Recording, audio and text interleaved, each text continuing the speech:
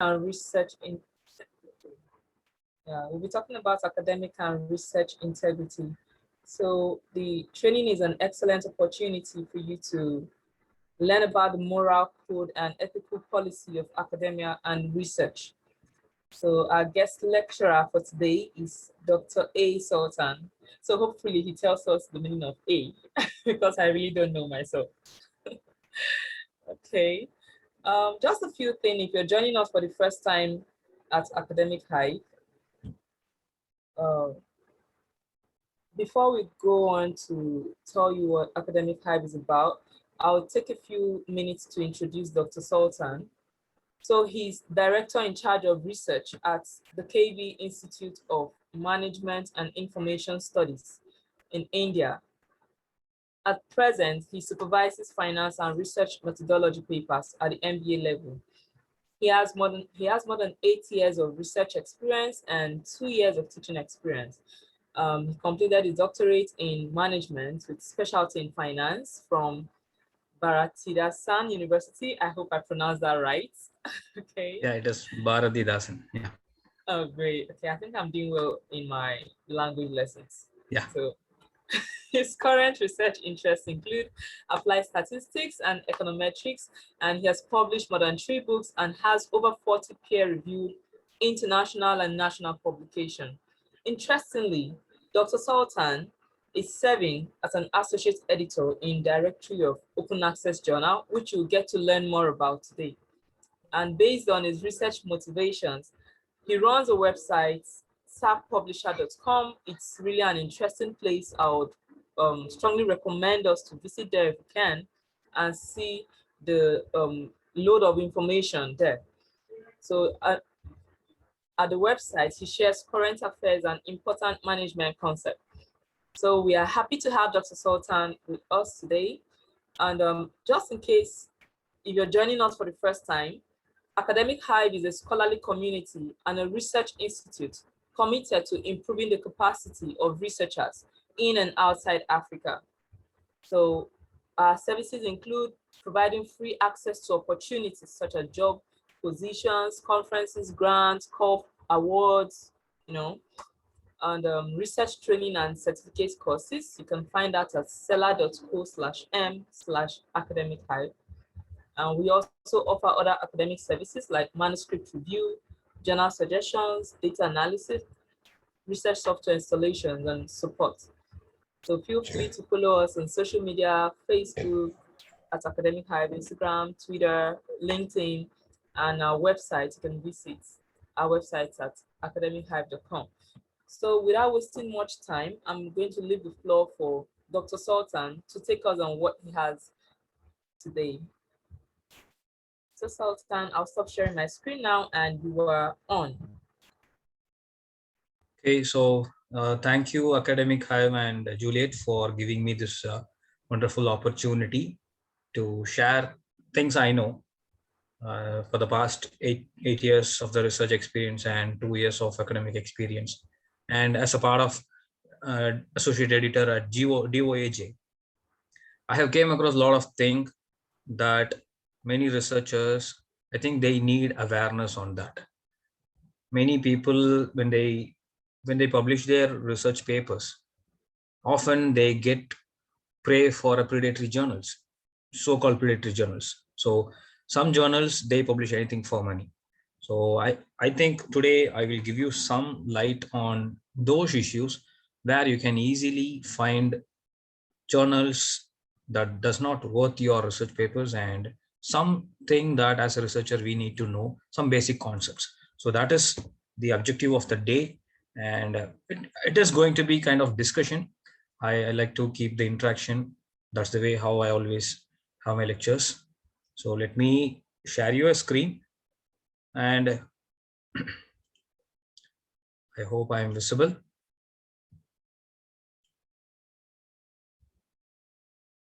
Okay, so 1 second.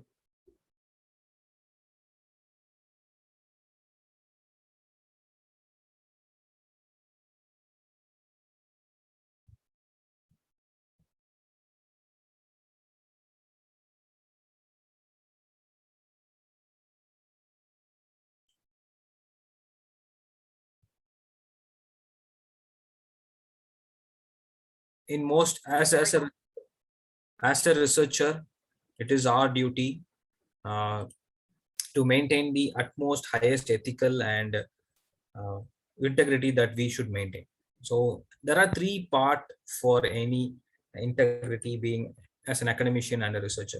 First is that we need to be open with our results, open with our outcomes, open with whatever we are going to study. We should not start our study with a predefined output. So that is the first thing. And the second thing is to be honest. So honest on your results, honest on your data analysis, honest about your inference and suggestions, and finally, it's that we need to be responsible, and we should be in a responsible manner. So we need to be open and honest, and we should be responsible as an academician. Okay, so what do you mean by academic and research integrity? It is about observing a basic honesty in their work. It may be in a word or an idea or an action. It is a principle to which all members and community should be aware of. So it may be a word of or any idea, or it may be any action. There should be some kind of principle and honesty that need to be maintained. Okay, I think that's because I have the chat box on. I'll just move it down. Fine. To whom does integrity, that is academic and research integrity, matters? So first thing, it's for faculties and teachers, professors, for them, because in most part of the time in an academician, being an academician, they involve in doing a lot of research, and uh, they need to set up questions for the exams as a part of academic integrity, and they guide their students as a part of research. And the second thing is Hello, stars. Sulthan. Hello, Yeah. Sulthan. Yeah. So there's this. There are about two boxes, two black boxes on screen. Yeah. So one is down right now, but there's another. I don't know where that's coming Is from. this, do you see the box here? Yeah. So there are two. Actually, there are some boxes. I don't know. Do you want to stop sharing and share again? Okay, wait a second. Is it gone now? No, it's not. The the one you're moving, it's gone up again. Yeah. Yeah. So you can take that. It'll be really Is down. it okay now? Yeah, so but there's this bigger one in the middle of the screen. So is it okay now? No, there's one still in the screen. There's one in the screen. Let me see if I can show you a print screen of what it looks like. 1 second. Let me share the screen again. Yeah, just share the screen again.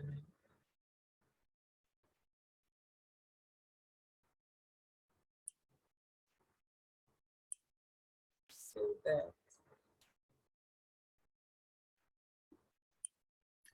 Okay, is that okay now?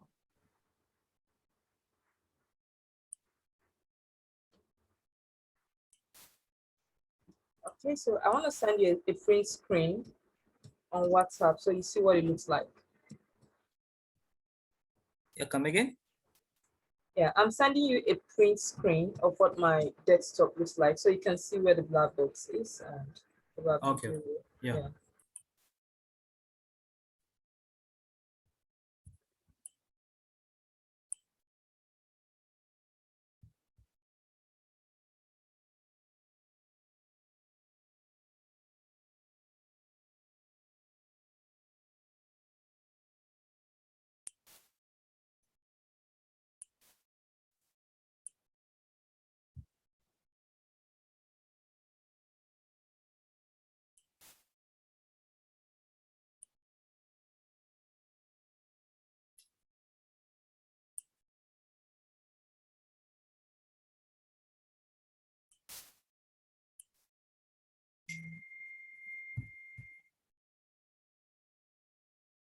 I've sent it to you so you see what it looks like, what the black Oh, box looks like. Yeah. okay. but this looks a bit better than the first this time Okay, around. so I think it's okay now. Yeah, it's okay now. Fine. Yeah, Okay, so let me continue. it's a bit I think better. that's because, yeah, because I had problem with Linux, sorry, with Windows, so I just restart my system in Linux. Okay. So now I'm presenting in Linux and some display problem. Anyway, okay, so I think we can continue our discussion. Yeah. And the second part of the uh, research integrity is to whom it applies. So it is staffs. Staff in the sense it may be any staff that involved in the research or academics. As far as academics, we have staffs who take care of questions and documentations. And as a part of research, we have staffs who go for data collection, who type the data, typing the data, and even staffs they involve in doing analysis and some other typing jobs. So all these people, even integrity matters for staff, even though when they are not in a part of research as a faculty or as a student, still staffs do matters. And then finally, it's about student. As a student, it is necessary for a student to understand the things and to understand the ethics in examinations or in a research. So as a student and as a researcher, we should first understand about plagiarism. So I hope you know what is plagiarism. Can you just put in the chat box, or if anybody want to tell, you can just unmute and tell me what is plagiarism.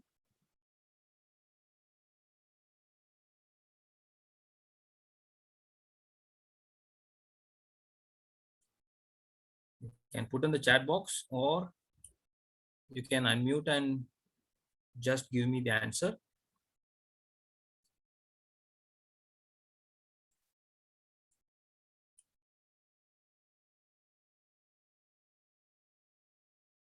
Have you heard about plagiarism? If yes, type 1 in the chat box. If not, you can type 2 in the chat box. Plagiarism. All right. Plagiarism is an act of representing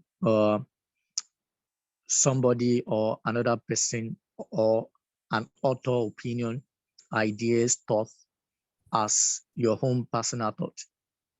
Yeah, exactly. So may I know your name? All right. Abdullah Aburdi. Okay, so what Abdullah said is absolutely right. So it's about, okay, we have another answer from Ignis, presenting someone as yours, someone's presentation as yours. So that is also plagiarism. So basically, it's about copy pasting things. So if you copy a work of other and pasting it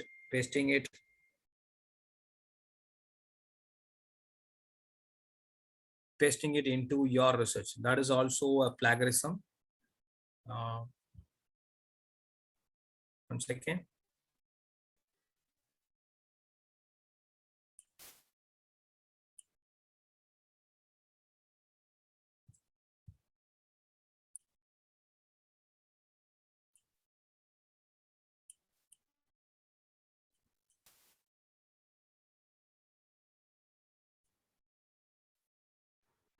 Yeah, so there's a red line this time around. I don't know what the red line is doing on the screen. Hey, do you want to use a regular Microsoft PowerPoint for this? Just Okay. yeah, just a normal Microsoft PowerPoint. Yeah. Yeah. 1 second. Because it seems like you were trying to use live.com or something, right?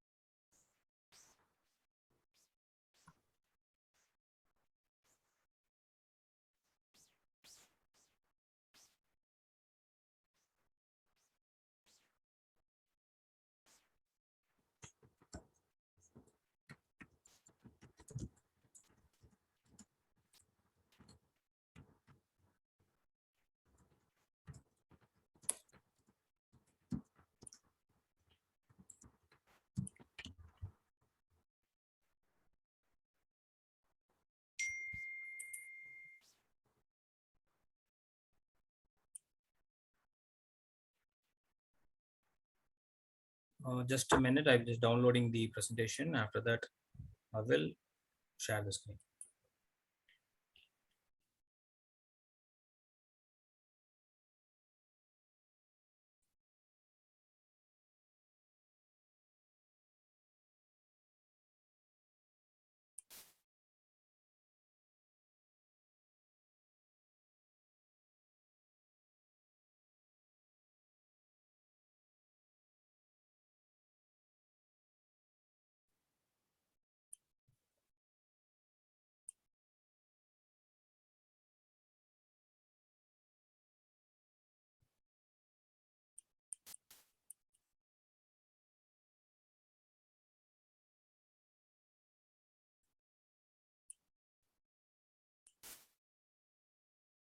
Okay, so I'm presenting this. Is it okay now?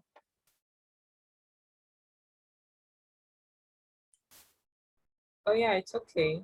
But maybe you may want to take the, yeah, there's something you're moving. Can you move that down? You're moving Okay. something. Can you move it down? Yeah. Yeah, yeah. Can you go lower than that? Okay, so I think that's better. Oh, fine, great. Okay. Yeah, Okay. much better. Yeah. Okay, so plagiarism includes anything that you copy and paste it in as your own content. That is copying an other's content and pasting it into your in your writings. So that is a part of plagiarism. So taking or borrowing ideas, even ideas some ways.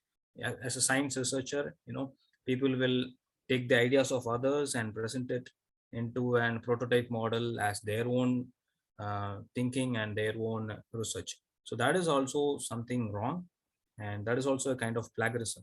So plagiarism is about when the and what are the act that makes your work plagiarized. So first is not citing your source of paper. Let's say that you are trying to understand and reading literature about service quality of some departmental store, and when you are writing your paper, you should cite the source where you have took the questionnaire or took the dimensions for the questionnaire, took the other concepts about the service quality. If you miss to quote or cite that particular source paper, that is a part of plagiarism. That is the first thing.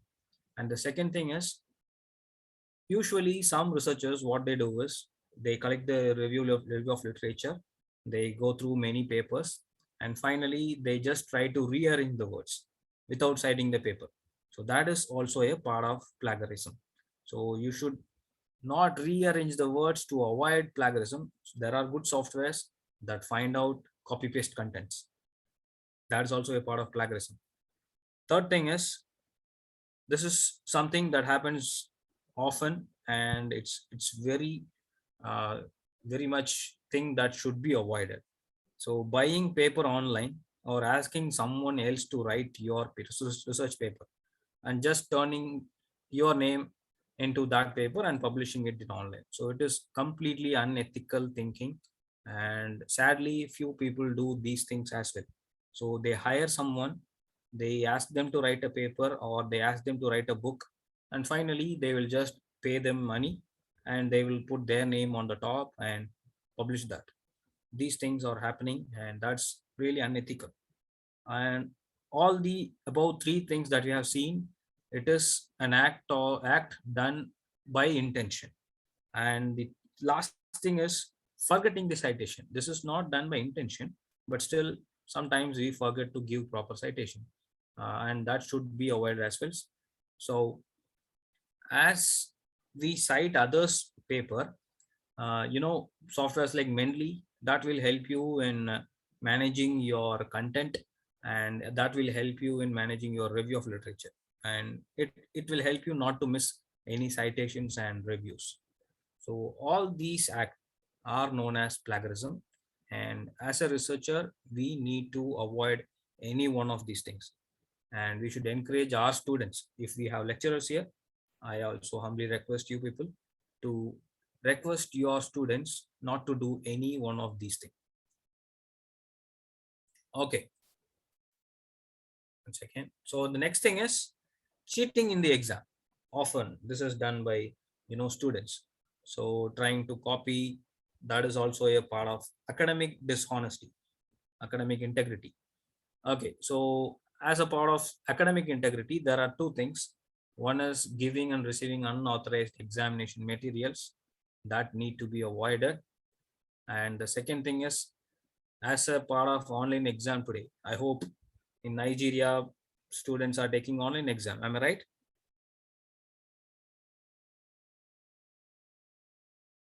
How the students are taking exams in Nigeria? Can just someone give me an answer? Yes.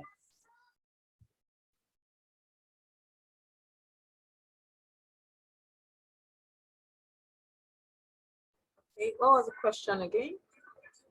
So in India, it is the colleges and schools are in lockdown and students are taking their exams online. How about Nigeria? Or the educational institutions open?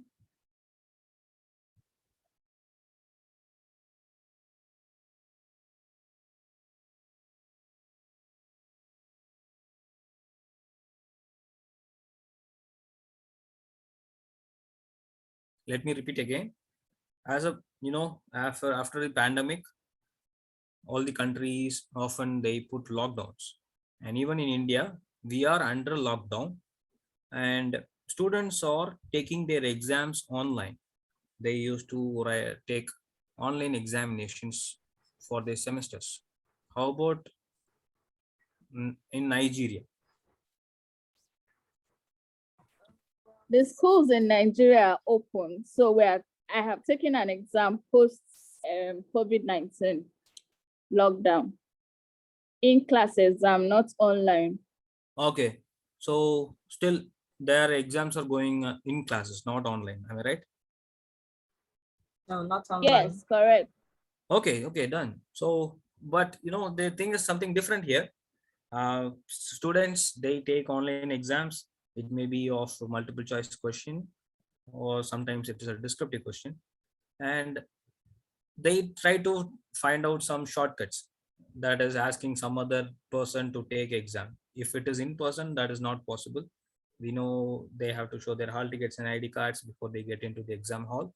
Being an online exam, people try to find out some shortcuts, so they take online exam and they ask some other to answer their questions. So that is also a part of academic dishonesty that students need to avoid. Okay, so now let us get into the uh, exact topic of the day and the discussion for the day. It is about research integrity. Before explaining about the research integrity, I want to introduce some terms to you. So understanding this is very important before we understand about the ethics and integrity. So first thing, have you ever seen journal? They say that they are indexed in Google Scholar or ResearchGate and Academia.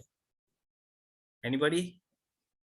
If you have seen such thing, such as journals are indexed in Google Scholar, can you please type one in the chat box?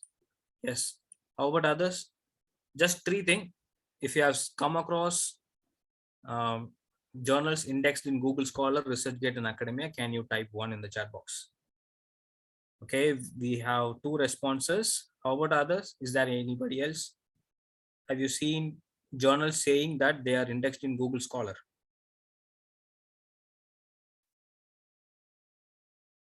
Okay, good.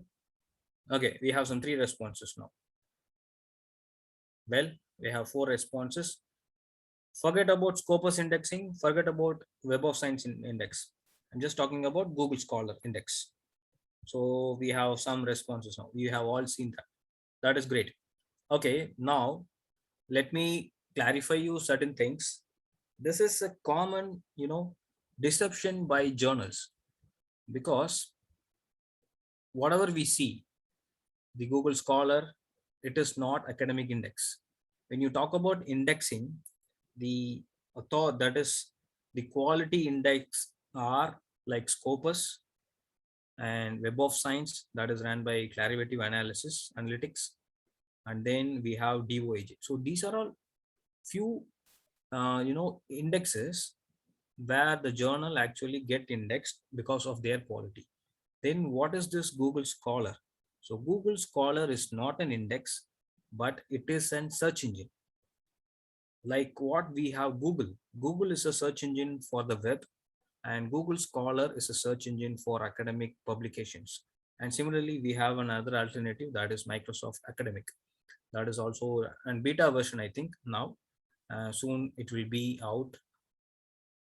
So I hope now you get some clarity. Google Scholar is not an index, but it is a search engine. And whereas, one second,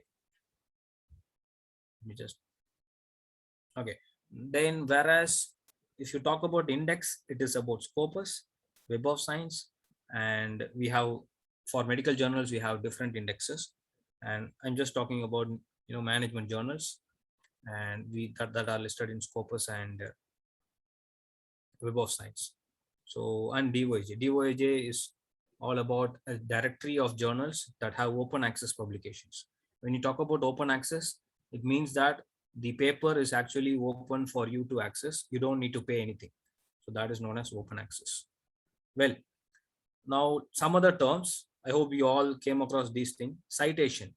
So citation means that you are citing a research work of other person because you have take that particular sentence. Then H index. When you talk about H index, this is a sample H index of my own research metrics.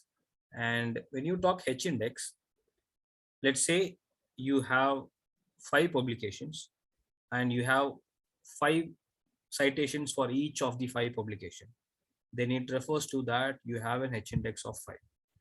If you have 7 publications which has a 7 citations of each, then it means that your H index is 7. Am I clear with the concept? Is there any doubt here in understanding the H index?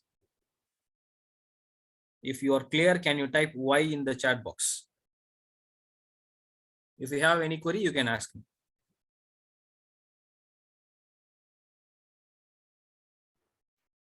Yeah, so H index, can you take that again? What is H index? Okay, sure. So H index refers to that. Let me try to explain that with an example. Let's say that you are having 5 publications and 5 research paper published, and each and every paper is cited 5 times by others. So that makes that the 5 publications is cited by 5 people, and which means that your H index is 5. Now, let's say, for example, you have some 8 publication and each and every publication is cited by 8 peoples. So first publication is cited 8 times, second publication is cited by 8 times, third, fourth, fifth, sixth, seventh, eighth, every publication in every article is cited 8 times. So this makes your H index as 8. So that is H index. Okay. Okay. So others, if you're clear, can you please type Y in the chat box? If you have doubt, you can just clarify that. Okay. We are getting some response. Good. Okay. Glad to know. Okay. Next is I-10 index. So I-10 index refers to when you are having 10 citations for your article. So if you have one article that has 10 citations, it becomes that you have one I-10 index. If you have 2 articles that have 10 of each citations, then it is like you will have 2 I-10 index. So that is the I-10 index value. That is similar to H index, but here we have more than 10 citation for each and every article. Well, so next thing is ISSN number. So whenever you are selecting a journal, you should refer the ISSN number. So as an academic journal, every journal will have one ISSN number assigned to it. It may be EISSN number or a normal ISSN number. So normal ISSN number is for printed media and EISSN number is for online edition. So many journals today, they run online. They don't give you the printed copy. Still they have all their materials as a PDF. So that is an e-ISSN journals. So there is no kind of difference in quality here.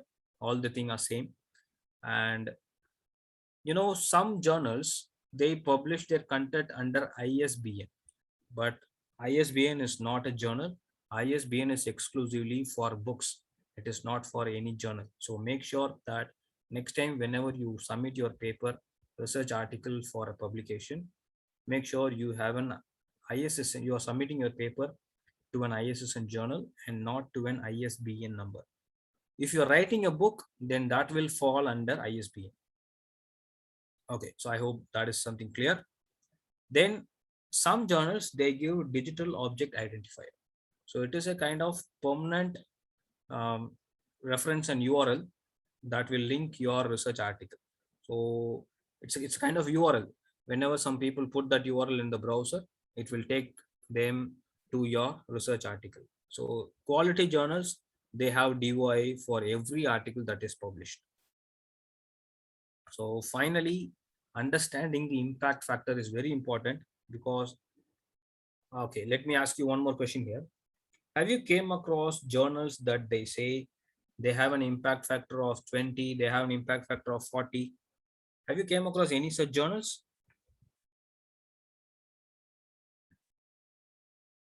Okay. Okay, yeah, we have, right? Okay, good.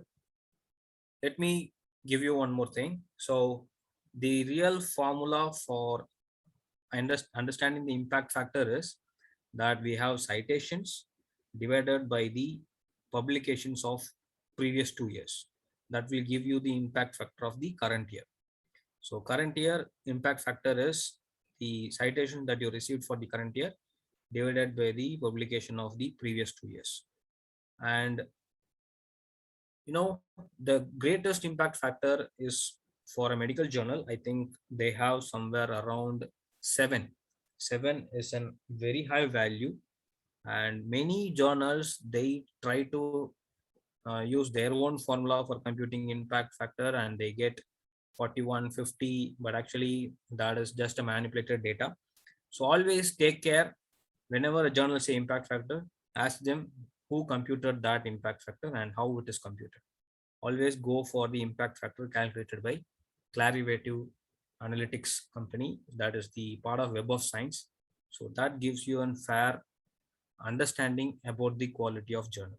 Okay, so don't trust any impact factor that is just displayed in the website. Always refer it in a quality way. Some other terms about the peer review, I hope you all come across these things. So blinded peer review is something about the review, the paper that you have submitted. It will not have an author name or any identity about the person who is submitting it. It will just have the title, it will have an abstract and the content of the article, and that will be sent for review. Whereas double blinded peer review is, you have two reviewers reviewing your blinded paper. Final thing is about open peer review, and here your author name is displayed and details of the person is also displayed there, and it will be sent for review. Among this, double blinded peer review is most trusted because that there is need not be in any bias. If the reviewer knows the paper is written by whom, then there is a possibility for getting biased. So double blinded peer review system is a better way when comparing to the other two way. And research article, it may be of two type. It may be a conceptual paper or an analytical paper, or it can have some unique and originality about some topic. Okay, so publishing that in a peer reviewed journal adds more value for your research. Okay, so why do you want to publish? For research sake,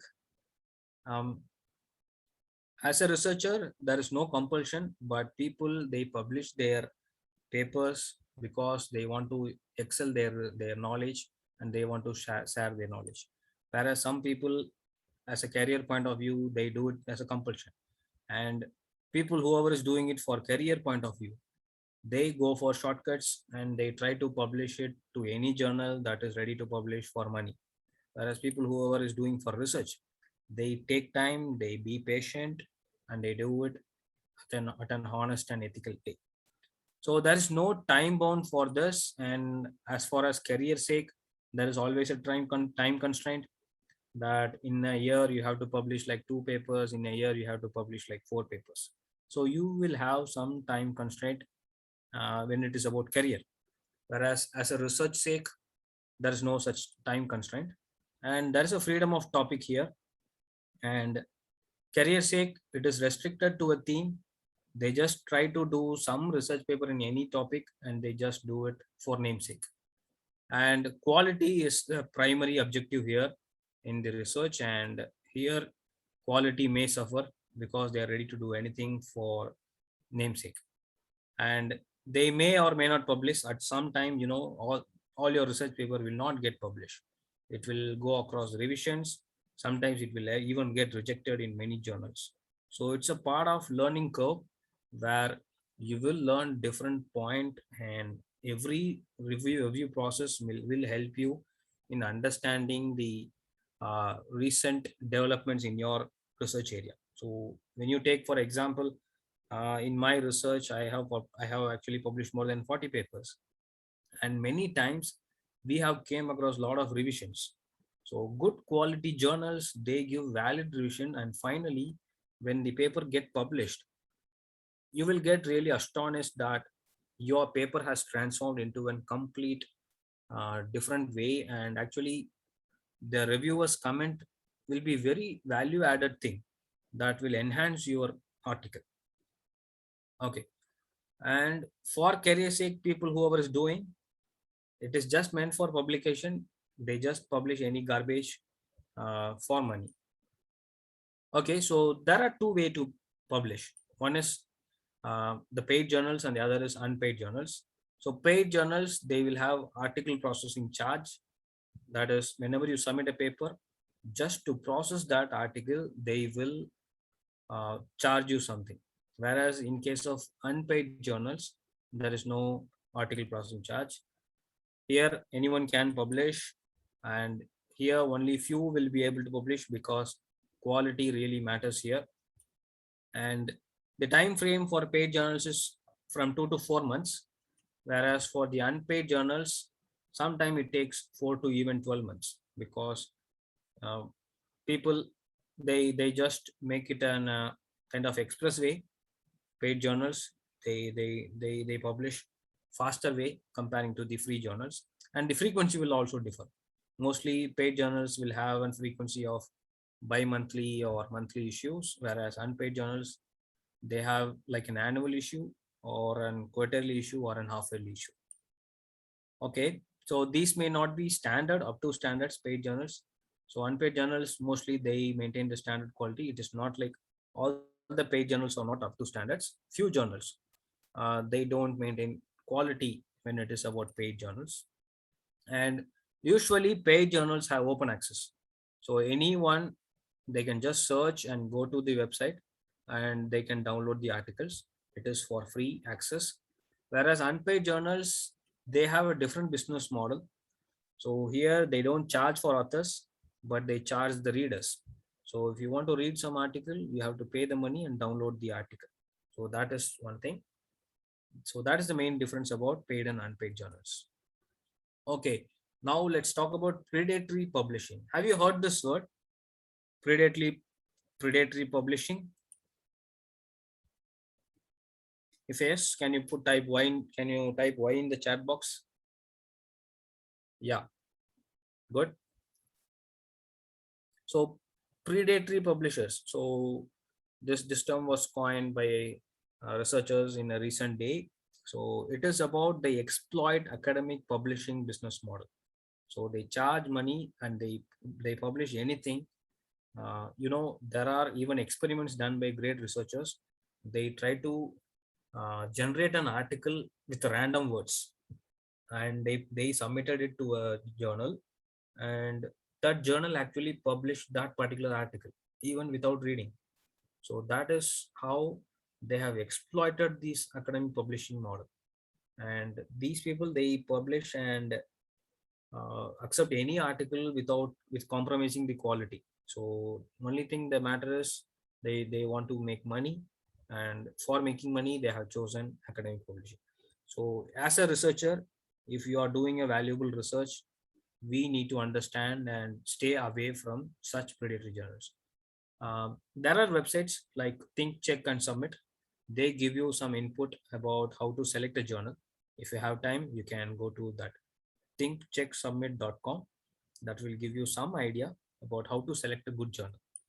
And I'm going to here highlight some 25 points that are given by Erickson and Helgson. So these 25 points will eventually help you in understanding the good journal. So first is, a publisher, whenever he is not a member of any recognized professional organization, that is like COPE and EASE. So COPE and EASE are organization, they advocate for maintaining ethics in publishing. So when you see publisher, they are not part of any good professional organization, that is one sign of a predatory journal. Second thing, when the journal is not indexed in a well-established electronic database, such as Web of Science, Medline, or previously we saw Scopus. So whenever a journal is not indexed in a good uh, index, so that is a part of sign for a predatory journals. Third thing, when the publisher claimed to be leading publisher, even though it is just started. I hope as a researcher you have got some emails stating that we are leading publisher and we are ready to accept your article for publication, etc., etc. So even though when they are just a startup, they self-claim themselves that they are leading publisher. So that is another point. Okay, we have a question. Can one withdraw their article from a predatory journal after discovering they submitted work to such journal before the final? Yeah, Bria, definitely you can do that. Just you have to mail the editor stating that we would like to withdraw our article. I'm sure they should do that. They should accept your email. I mean, they should accept your request.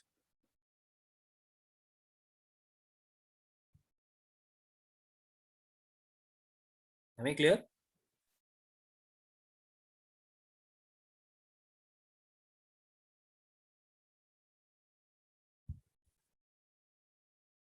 Am I clear, Brian? Okay, good. We will have the question and answer session definitely after this. So the journal and publisher are unfamiliar to you and to your colleagues. So, journals, they just come with fancy names. Day by day, the count is actually increasing. So if you come across any unfamiliar journals, then stay away from such journals. When the paper of a journal are of poor quality, whenever you submit your journal, go to the journal's website and look at the archives, look at the previous issues done by the journals. If you come across like, they will say that it's a journal of management, but they will publish anything there. Sometimes you will come across even engineering paper in a management journal. Sometimes you will come across management article in an engineering journal. So journals publishing out of their scope, that is part of predatory publication.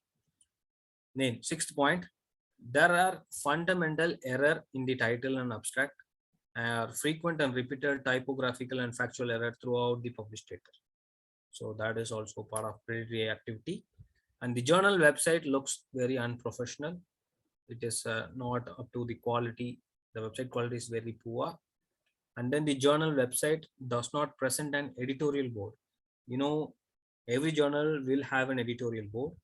And as I'm a part of DOAJ, we have a condition that the editorial board should have the name and the designation of the person and where he works and the contact detail of the person.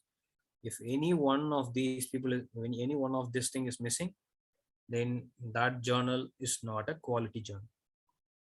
And the journal website does not reveal the journal's editorial office location and uses an incorrect address. Sometimes, they do not have a registered address. They simply try to create a website and they use some software and they just accept a paper and publish it online. They don't have a legal registration. They don't have an address for it. Sometimes they just give incorrect address in their website. So all these things are part of predatory journal. Then publishing schedule is not clearly stated. So you should know that whenever you read the scope, you should come to know whether it is in quarterly journal or an half-yearly journal. A journal should mention that in their website. Then a journal title claims that their nationally affiliation does not match its location actually. So you will come across some journal, they say that like American Journal of Marketing, but actually that particular publisher, they will be located in some other continent, like they may located in Indonesia, or they may located in China, or they may located in India. So they just keep the name American to make that, just to attract papers. So that is also part of predatory journal. So make sure whenever you see a journal, try to understand where it is located and how the quality of that particular journal's previous issue are. And simply they include the word international because they want to show that their journal is an international quality. So that is also a part of predatory journals. Then the journal mimics another journal title, and the I mean they just try to mimic the another journal's title. That is also, a part of predatory journals. And journal provides an impact factor in spite of the fact that the journal is new.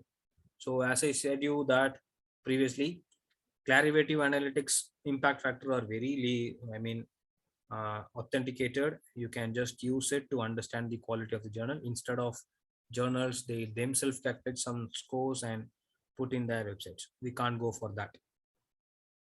Then journals claim unrealistic high impact factor.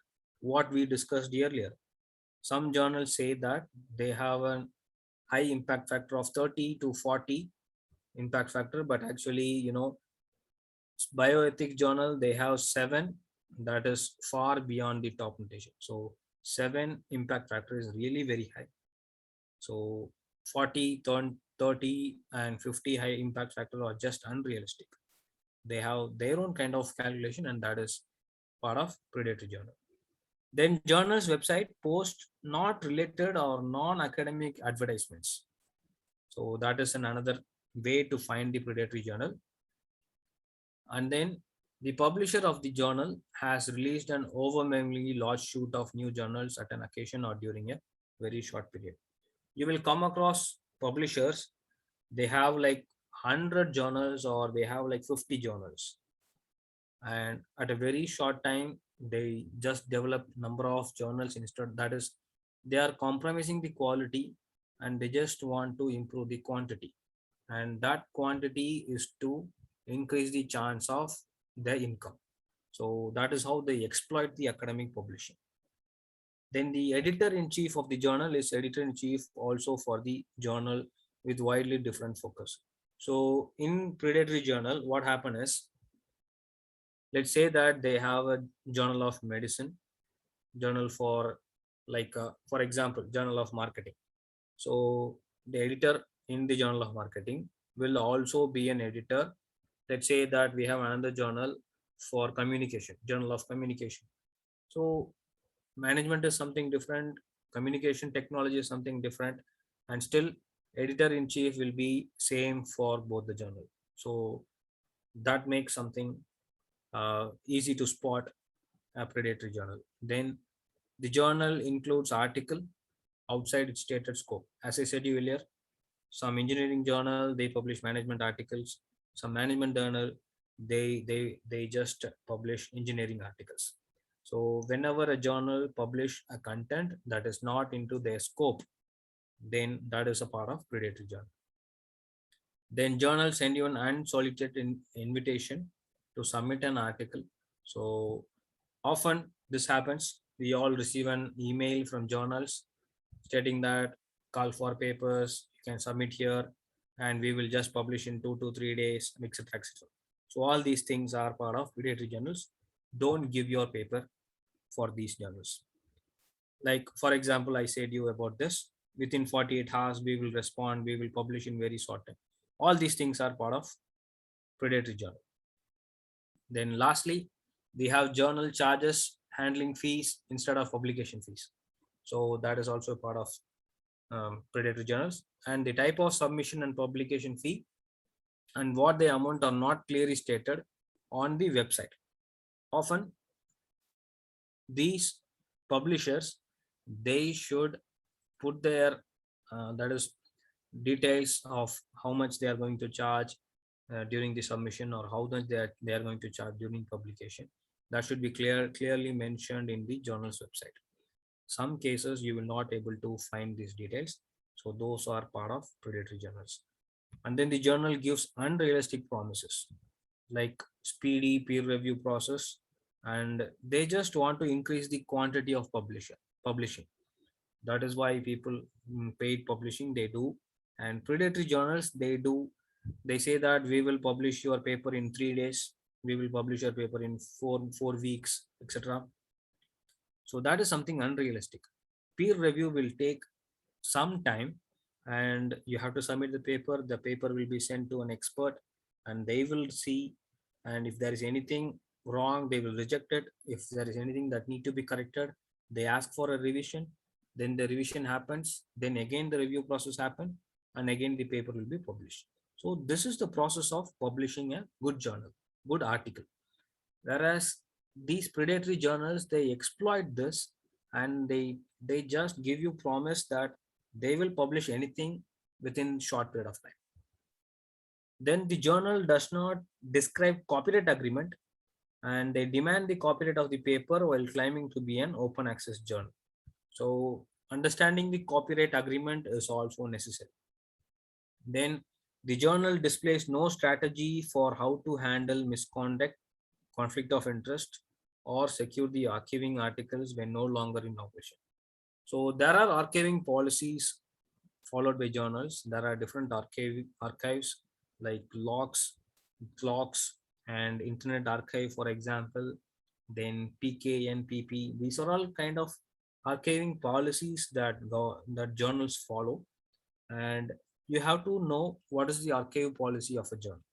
If the journalist does not have such details, then you need to stay away from such journals. And this is a small statistic. Predatory journals have rapidly increased their publication volume from 53,000 in 2010 to estimated of 420,000 in 2014. So we have around 8,000 active journals today. So you can see the change in numbers within 4 years.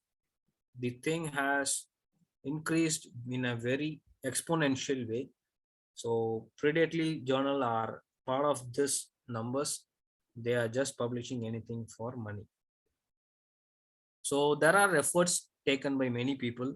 In 2018, the UGC Commission, that is the Government Commission of India, they have removed like 4,000 journals from the list of publication in their website. So it's a kind of list of journals where people can publish. It is released by the government, and that list has been revised where they have removed some 4,000 journals. Then we have a list of National Science Center by Poland, and there are lists like Kebbles and Bells. These are all by private people. They have this list in their website. If you just search this, you will come to know the list. So any journals that is found in these lists are part of predatory journal. So stay away from such journals. It is better that you search in Scopus or Web of Science or DOAJ, and then you can submit a paper to any journal that is indexed in this particular location. That will help you in getting some good journals. So these are all some links that will help you understand about the research and ethics. You can take a screenshot of this if necessary, and you can just search in Google. And these are the links of from my own website. I have written these articles. Okay, so now, is there any questions? You can just ask me. If you have any questions, you can also put it into give it to my email, and you can contact me in any of the social media. So it's question time. Is there anything that you want to understand or you want to know? Okay, yeah. So I'm just gonna ask. Yeah. Okay. Or else you can also put the question in the chat box. Oh yeah, sorry about that. Okay, so I'm just gonna ask about the listing of predatory journals. So in some institutions, there is this debate that Bell's list is kind of biased when it comes to saying or profiling journals as being predatory. Yeah, so some institutions say Bell's list is kind of biased, and it's really being debated as to whether it should really be used.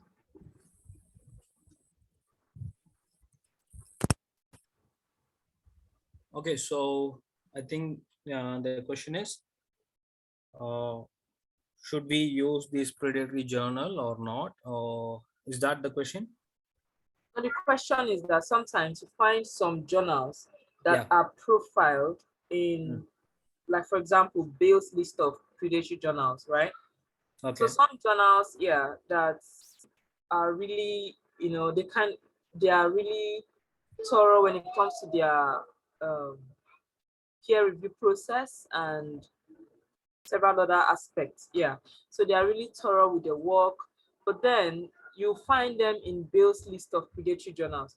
So Okay. there is this debate that Bell's list is a bit biased and shouldn't really be used as a yardstick for Okay. saying Okay. profiling a journal as being predatory. Yeah, I understand. Okay, so let me share you my own experience. Once I hope you all heard about Quora, where people used to ask question, and openly anyone can go and answer there. And there I found a question that a person asked generally, that whether we can publish in this XYZ journal. So in that, I just went to that journal's website and found that they have mentioned that they are indexed in Google Scholar, they are indexed in Academia, etc., etc., and they had, I mean, all the quality of a predatory journal. So I just commented there, it is better to select any other journal rather than publishing your paper here. So after this, like 2 or 3 months after this, I got an WhatsApp message from the publisher of that particular journal against whom I have actually made the comment. And those person asked me that I need to remove the comment or else they're going to sue me. That is, they are going to file a case against me and etc. But actually, my comment was very clear. I had the screenshot. I made the screenshot available to them, and I explained them why I commented like that. Then finally, those publisher, they came to understand what is the mistake, and they revised their website. They now understand what is index, what is search engine, what is researchgate, academia, etc., script, and etc. So after this, they revamped their website, and it is not always that journals do it with intention. Sometimes they don't have their that understanding of what is about indexing, what is the impact factor, and etc. So yeah, it is sometimes journal will end up in the predatory journal list, and there are but reasons for that. So I think the journal should try to refine and retune their content in the website. That will help them to come out of the list. Okay, thank you. Yeah.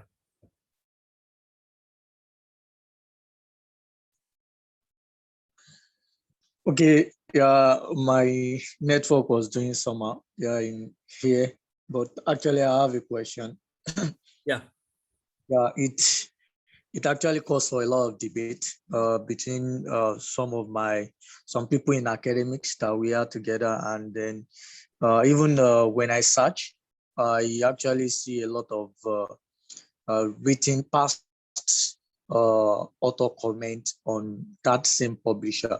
And then fortunately, the publisher is very renowned, and it looks funny to the sense that most academic professors published a lot there because they have multiple journals under their publishing house. And I will make reference to the publisher known as MDPI. Yeah. Actually, you know it. Yeah.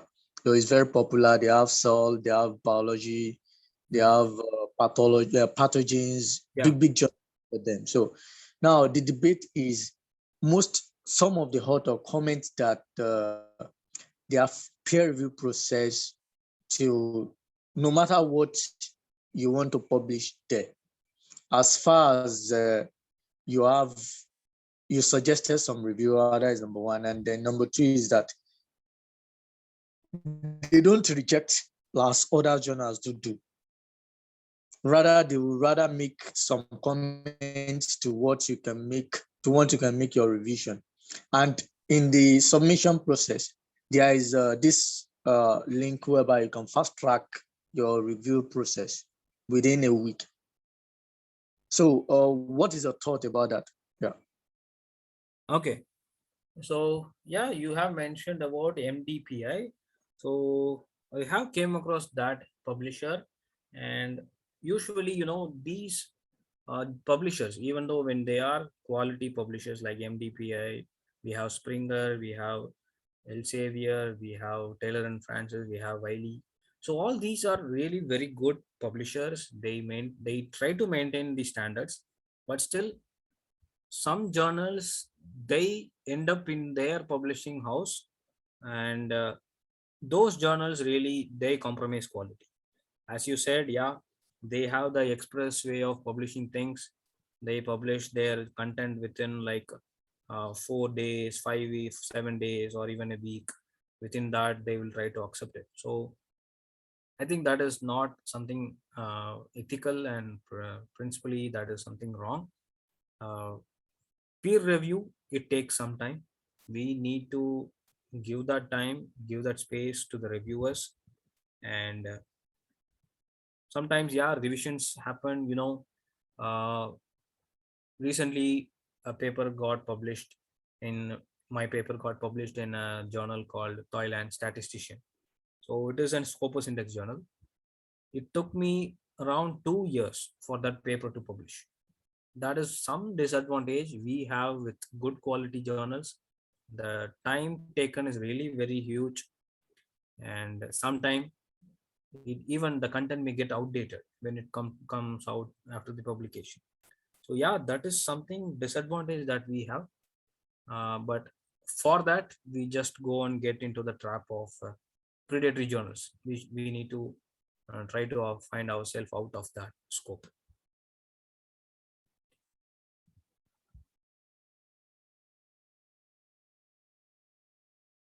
Right. I have another question, and then mostly I do published. I do published. I have my research team, so we do published, and then basically, there are some factors that most author, the the uh the relief that comes from the author pain in writing and researching is to see his or her work published, and absolutely published rapidly, so that because there is some controversy in the sense that when you conceptualize a research idea, you are conceptualizing a research idea. It may be a cohort study, it may be a cross-sectional study, it may be a review or commentary, or a personal original article you did in the lab. So sometimes somebody else might be thinking of that similar research. Yeah. Okay. So now I've seen a case, it happened to me recently. Just because I'm in a process of refining my work, sending it to different professors to make some edit and comments, because that's what I used to do. I call it internal review before I send it back to, before I say I choose the journal that I want to select. So we, along the line, I see within within a week, Okay. I've seen like 3 publications, that's similar research. So I have to step down, because most of what I'm targeting, which is in my work, was part of what was being discussed extensively in that research, which was published. So most authors sometimes do look like, okay, let's look at some the first time of how each journal do published, and how do they take their review. Because if the review take longer time, the work might not serve what the author to serve. So now the example is, now there are some journals that their Scopus index are PubMed, and they are doing well. Even they have increased their impact factor, but they have a rapid attention to any journals or any manuscript that come to them. So what can we justify on that journal that review rapidly and then also published within some few days after they accept the work? Okay, yeah, so that's something happens to all, even that happened to Isaac Newton in the 17th century when he was developing the concept of calculus. There was Leibniz who was also working on calculus. Actually, they both were very far from each other, and almost the similar concept came into the mind of two different scientists. And as a peer review process, sometimes your idea might came into the idea of another person, and he might have published it before you because they go for some rapid journal, and our paper is still in review process and it may take time. So that is something, it's a kind of disadvantage that we have in publishing area. So in that case, we need to select a rapidly fast publishing journal. But I think we should also look forward to journals that maintains the quality. So we should not compromise the quality. That is the thing. So there are journals who publish in a fast manner, but still they don't compromise the quality. So don't compromise the quality is the only thing that I can actually advise researchers. No matter if someone publishes in an unquality journal, we can just ignore that because they are not going to get the equal credit that what you will get when you have published your paper in a quality journal.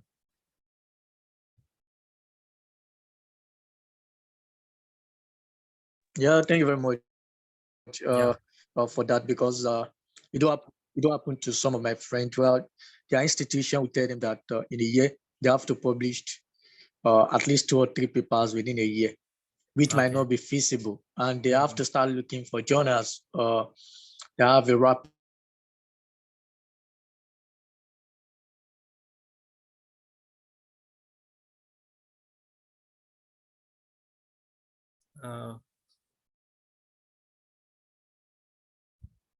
Okay, I can't hear.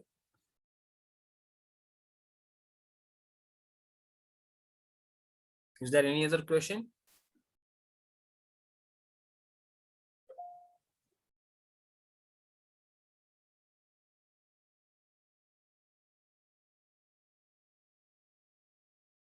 process in terms of their review. I think that is why some of them are not of good quality. So I think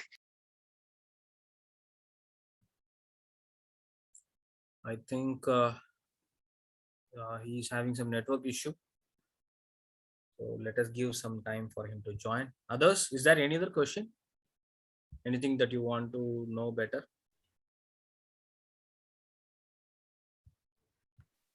Yeah, so I may have a question, but maybe it's not related to, it's still part of publishing, but this time around publishing your data. Yeah, Okay. so I can see that there is this new trend. There's this new trend about researchers, yeah, where journals are asking researchers to publish their data. Can you hear me, Sultan? Okay, so you mean publishing the data? Yeah, data or assigning, yeah, assigning DOI to data.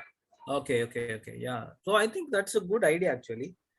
So, but the thing is, the researcher should give the credit back to the people whoever is sharing the data, and sha- doing this, it will help the other person to use that data for their research. In some cases, what happen is you need a data to actually test your model.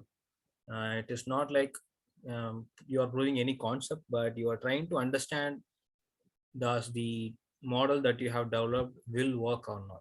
In that case, we need some data that is already used in a quality way. So in that case, the data published will be very useful.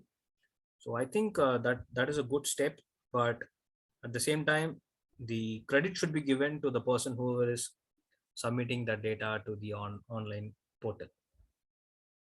Yeah, so say as a young researcher, if I go to the field, collect data, and I have proof of all this, Yeah, is it easy for me to just publish my data out there so that other young researchers or future researchers can make use of it?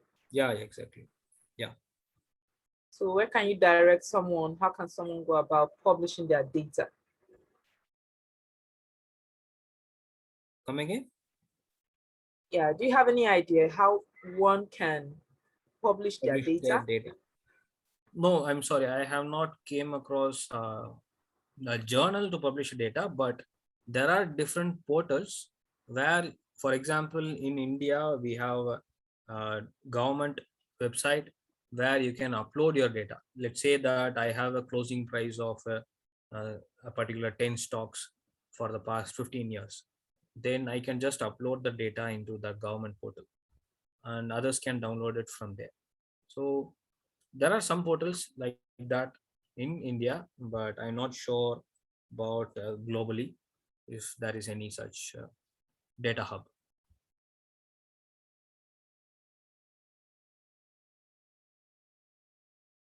All right, thank you. Yeah. Okay, so do we have any more questions? Because we just have 4 minutes to 8:30, so we'd like to end the session. Any question, any other question, please? Okay, so as usual, if there are no more questions, we just want to say thank you to Sultan. So Sultan, thank you so much for such an insightful session.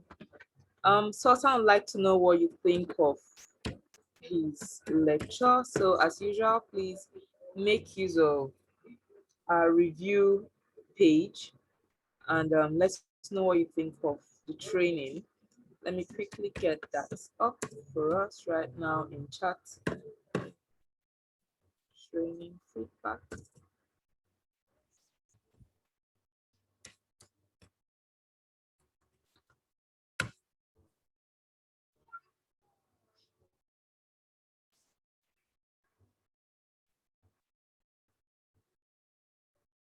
Okay.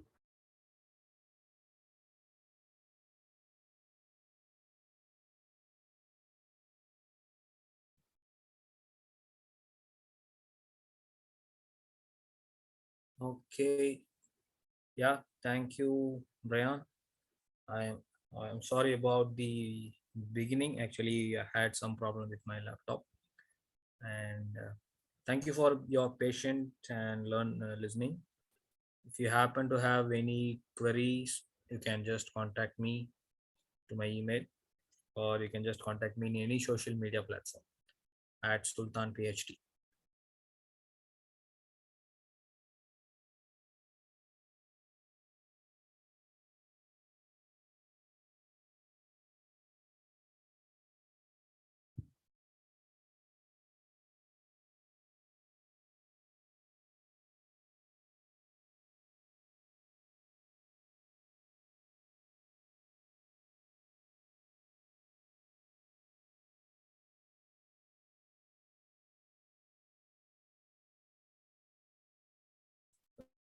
Okay, so glad to know that. Basi Arshibang. Did I pronounce that correctly?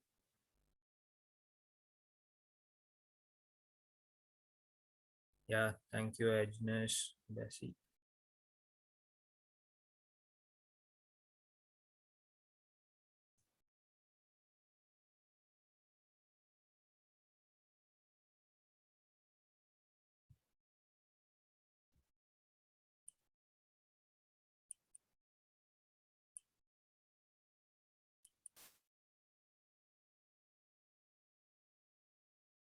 Okay.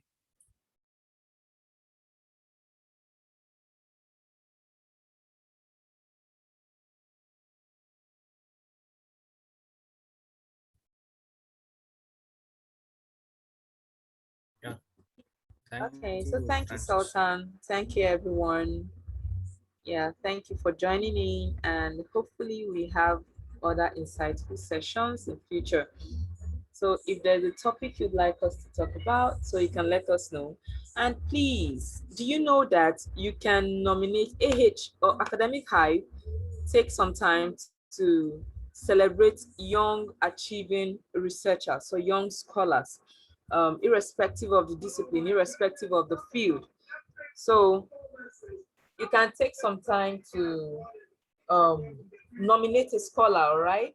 You can nominate a scholar. If you go to our website, academichive.com, you'll see one of the categories there. It says nominate a scholar. So take some time, nominate a scholar, and let's celebrate that scholar. Let's let the world know that African researchers are doing something impressive. So thank you, Sultan, for coming up. Thank you so much, everyone, for joining in. And follow Academic Hive on social media. We're on Facebook, Twitter, LinkedIn, um, Instagram, Telegram. So thank you once again, and good night, everybody. A recording will be made available on our YouTube channel and our course page. So if you want to visit our course page, just go to stellar.co/m/academic hive.